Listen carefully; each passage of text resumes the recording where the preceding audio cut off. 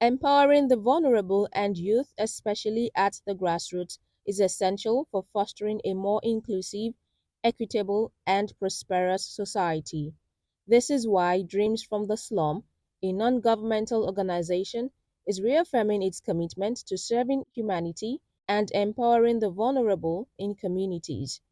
Founded in 2013 by Isaac Omoyele, the organization has empowered over 100,000 persons since inception.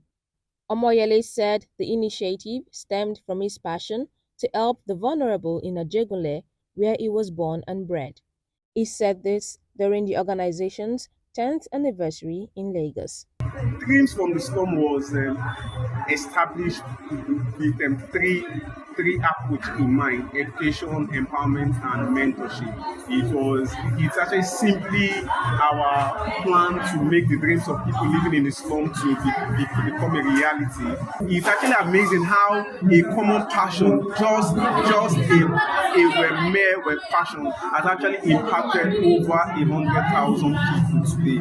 And this 100,000 persons cut across Lagos, Ibadan, Abuja, Kogi. So we've actually touched like 7 states across Nigeria. Then Ajegunle is where the Ajegunle here in Lagos is where the major work actually happens, and that is why we are celebrating here in Ajegunle. Because for me, I was born and brought up here in Ajegunle, and the whole initiative started from Ajegunle. So it was a way of me actually giving back and actually paying it forward. The Lagos State Commissioner for Youth Development, Mr. Mobolaji Ogunlende, commended the organization for being committed to the plight of the vulnerable against all odds. For me to be here, it's a sign to let him know that he's doing something that is phenomenal. It's a sign to continue to encourage him and for others to, pick up from it so that perhaps we can encourage them, to give back. They say every little helps. The journey of 1,000 miles starts with one step. This is a journey of such, right? And what we're trying to say is if everyone within their own community can do something very little, it would make an impact on the life of these kids. The government cannot do it alone, but we continue to see how we can encourage, form partnerships, as the case may be, and see how we can, give that soft landing to individuals like Success, to see how they can make the community a better place.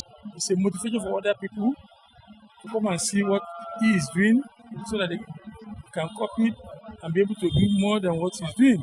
So it's a good thing because it has helped a lot of households within this community, has uplifted them.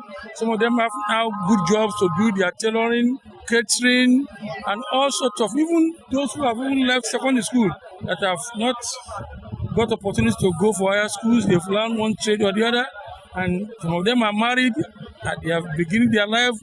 Oh, this is fantastic. In an environment where you have diverse nature, culture, religion, and someone was able to come up with this idea to support the humanities, to support the less privileged, the vulnerable. It's a welcome idea. We as a government, we appreciate him, we thank him for what he's doing.